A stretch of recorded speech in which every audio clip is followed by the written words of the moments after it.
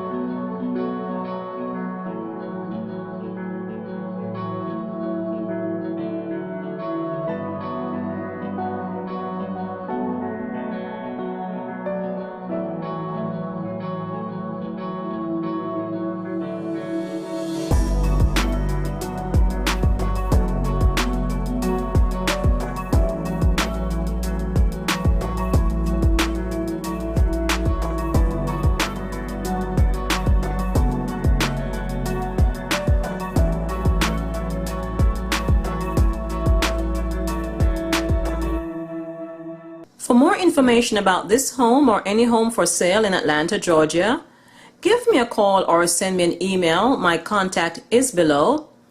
And if you're new to this channel and you'd like to see more Atlanta property tours, take a second now to like, share, and subscribe to this channel. That would be appreciated. This is Janice Carter, your Atlanta real estate agent. Thank you for watching. I'll see you on our next property tour.